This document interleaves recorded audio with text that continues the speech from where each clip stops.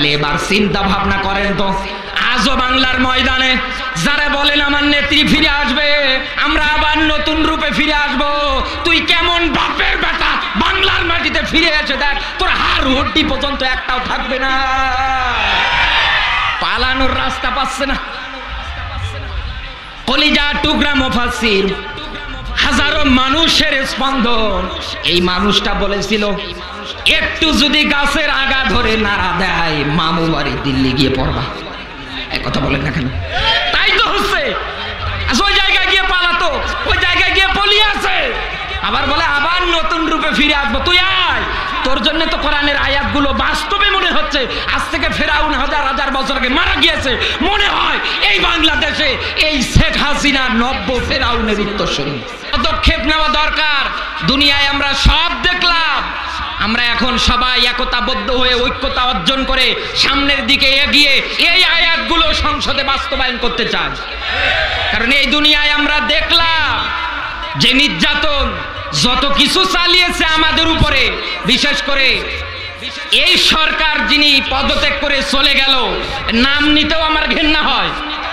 এ মানুষ নামের জানোয়ার শ্রেষ্ঠতম মুফাসসিরকে দুনিয়ার থেকে বিদায় করে দিল, আর ওরা প্রচার করতেছে হৃদরোগে আক্রান্ত হয়ে মারা গেল। এক কথা বলে না কেন? এখন সব রিমান্ডে বের হচ্ছে। আমরা যদি দুনিয়ায় ঐক্যতা অর্জন করতে পারতাম, টিকে থাকতে পারতাম, এই দুনিয়ার ময়দানে শ্রেষ্ঠতম মুফাসসির দুনিয়ার ময়দান থেকে কোনোদিন ওইভাবে জালিমদের ষড়যন্ত্রের শিকার হয়ে মৃত্যুবরণ করতো না। কিন্তু আমরা এই টুপির মধ্যে মারামারি, এই কথা বলে না কেন? এই টুপির মধ্যে মারামারি আজ দুনিয়ায় চলতেছে। অথচ আল্লাহর ব্যাখ্যা, আমার ভালোবাসা যদি পেতে চাও দুনিয়ার ময়দানে সাফান কান্নাহুম বুনিয়ানুম মারসুস, দুনিয়ায় একতা অর্জন করে একতাবদ্ধ হয়ে আমার পথে লড়াই করো, সংগ্রাম করো, এরপরে না আল্লাহ আপনাকে ভালোবাসবে। কিন্তু এই দেশে অনেক মানুষ আছে, দিন কায়েমের আন্দোলনের কথা বললে, দিন বিজয়ের আন্দোলনের কথা বললে অনেক মানুষ আছে রাগ করে। এক কথা বলে না কেন? এমনকি ঐক্যতা অর্জনের ক্ষেত্রে এই দেশের কত পাগড়িওয়ালা টুপিওয়ালারা পর্যন্ত মুখে দাড়ি নিয়ে বলছে আমরা জামাতের সঙ্গে ঐক্য করব। এক কথা বলে না কেন? বাংলাদেশে এই ক্যাটাগরির মানুষ নেই। আচ্ছা বলেন তো, আল্লাহর কোরআনের এই আয়াতটা কি মিথ্যা হবে? মিথ্যা হবে? কোনো দিনও মিথ্যা না। যারা অস্বীকার করে কোরআনের ব্যাখ্যা, ওয়াল্লাযীনা কাফারু ওয়া কাযযাবু বিআয়াতিনা, ওয়াল্লাযী অতঃপর যারা কাযযাবু অস্বীকার করে বিআয়াতিনা, মুফাসসিরের একরাম ব্যাখ্যা দিয়েছে আয়াত শব্দের অর্থ চিহ্ন, নিদর্শন। দুনিয়ায় আল্লাহর চিহ্ন নিদর্শন পাওয়ার পরে যারা অস্বীকার করে, আল্লাহ পাক বলেন এই মানুষগুলো হলো কাফের। এই মানুষগুলো কি? আরো জোরে বলে, তাহলে মিলিয়ে দেখেন তো, আজও কত টুপিওয়ালারা কোরআন দিয়ে দেশ চলুক, কোরআন দিয়ে সংসদ চলুক, প্রত্যেকটা সেক্টরে সেক্টরে কোরআনের নিয়ম নীতি চালু হয়ে যাক, আজও দুনিয়ায় কত টুপিওয়ালারা পর্যন্ত বিরোধিতা করছে। আপনি বিরোধিতা করে পাত্তা পাবেন না দুনিয়ায়, আপনি কোনো দিন বিরোধিতা করে পাত্তা পাবেন না। কারণ ইতিপূর্বে ইসলামী আন্দোলনের কর্মীদের উপরে ইসলামের পথে টিকে থাকতে গিয়ে এত নির্যাতনের তারা শিকার হয়েছে, আল্লাহর পথে আইন বাস্তবায়ন করার ক্ষেত্রে এত নির্যাতনের তারা শিকার হয়েছে, ওরা আজ পর্যন্ত কি পিছুপা হয়েছে? আরো জোরে বলে, জামাতের আমির জেল খাটেনি? এক কথা বলে না কেন? জেল খাটেনি? দুনিয়ায় হক্কানি আলেমের ক্ষেত্রে যাদেরকে আমরা চিনি, আল্লামা মামুনুল হক, মুফতি আমির হামজা ভাই, মুফতি কাজী ইব্রাহিম, এরকম যত আলেম আছে যাদের মাহফিলে লক্ষ লক্ষ মানুষ হয়, এই মানুষগুলো পর্যন্ত জেল খেটেছে। এরপরেও কারাগার থেকে বের হয়ে মুফতি আমির হামজা ভাইয়ের কণ্ঠে আমরা অগ্নি ঝরা স্পষ্ট ব্যাখ্যা কোরআনের শুনতে পেরেছি। কিন্তু এই দুনিয়ায় আছে এই টুপিওয়ালারা বিভিন্ন জায়গায় ঐক্যতা অর্জনের ক্ষেত্রে ডাকবে, ওরা আসে না। ওরা তাহলে কি করতে চায়? আল্লাহ পাক বলেন ইন্নাল্লাযীনা ফাতানুল মুমিনিনা ওয়াল মুমিনাত, বলেন আল্লাহু আকবার।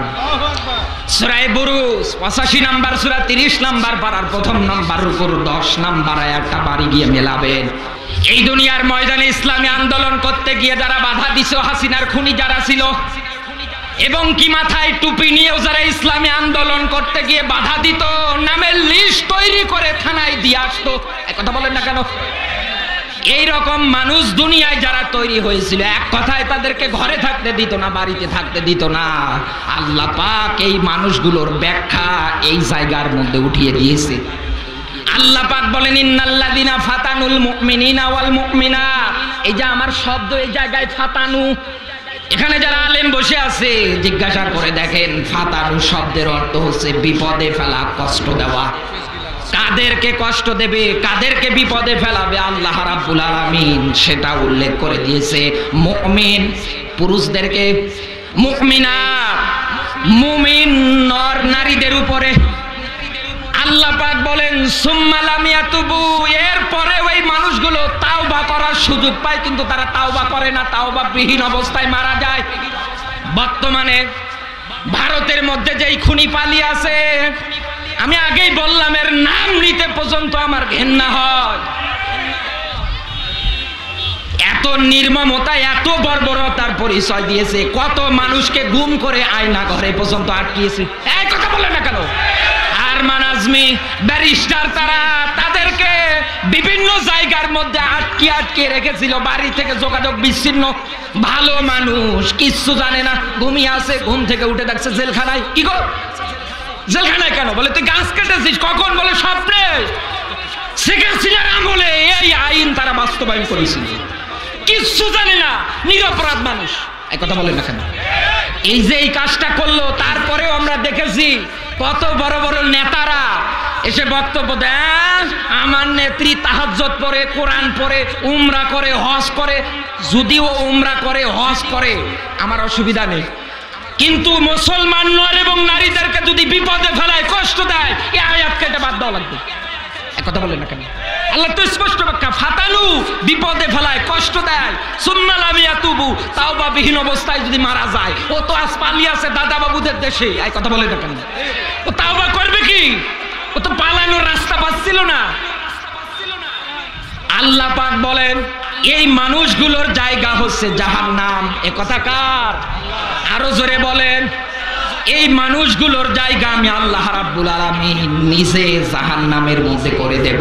তাহলে এবার চিন্তা ভাবনা করেন তো, আজও বাংলার ময়দানে যারা বলেন আমার নেত্রী ফিরে আসবে, আমরা আবার নতুন রূপে ফিরে আসব, তুই কেমন বাপের বেটা, বাংলার মাটিতে ফিরে এসে দেখ, তোর হাড় হড্ডি পর্যন্ত একটাও থাকবে না। পালানোর রাস্তা পাচ্ছে না। কলিজা টুকরা মুফাসসির, হাজারো মানুষের স্পন্দন, এই মানুষটা বলেছিল একটু যদি গাছের আগা ধরে নাড়া দেয়, মামু বাড়ি দিল্লি গিয়ে পড়বা। এক কথা বলেন না কেন? তাই তো হচ্ছে। ওই জায়গায় গিয়ে পালাতো, ওই জায়গায় গিয়ে পলিয়ে আছে, আবার বলে আবার নতুন রূপে ফিরে আসবো। তুই আয়, তোর জন্য তো কোরআনের আয়াতগুলো বাস্তবে মনে হচ্ছে আজ থেকে ফেরাউন হাজার হাজার বছর আগে মারা গিয়েছে। মনে হয় এই বাংলাদেশে এই শেখ হাসিনা নব্য ফেরাউনের উত্তরসূরি। এতদিন মন খুলে কোনো ময়দানে কোরআনের কথা এইভাবে বলতে পারতাম না। আরে ভাই, কোরআনের কথা বলতে গিয়ে আমি নিজে মামলার শিকার হয়েছি, বাড়ি থাকতে পারি না। মাহফিল করেছি সেই মেহেরপুর কুষ্টিয়ার দিকে, বাড়িতে থানার কাছে ফোন করে দিয়ে বলছে ও জামাতের বড় ক্যাডা। এক কথা বলেন না কেন? সে বাড়ি যেতে পারি না, কি ঝামেলা। এখন আসেন, এখন আসেন, এখন পারবে, এখন পারবে। এই জন্য কিন্তু আমি আয়াতেও তেলাওয়াত করেছি, চমৎকার একটা আয়াত সূরা সাফ থেকে ৮ নম্বর আয়াত। কত চমৎকার আল্লাহর তথ্য মিলে যায়। আল্লাহ পাক বলেন ইউরিদুনা লিইউতফিউ নূরাল্লাহি বিআফওয়াহিহিম। বলেন আল্লাহু আকবার। আল্লাহ পাক বলেন এই দুনিয়ার ময়দানে কাফের বেঈমান যারা আছে, ওরা চাইবে মুখের ফুৎকার দিয়ে ইসলামটাকে, কোরআনটাকে, নূরটাকে বিদায় করে দেওয়ার জন্য। মুফাসসির ইকরাম যারা আছে, এই কিতাবের 55টার অধিক নাম আছে, তার ভিতরে এই কিতাবের নাম ফুরকান।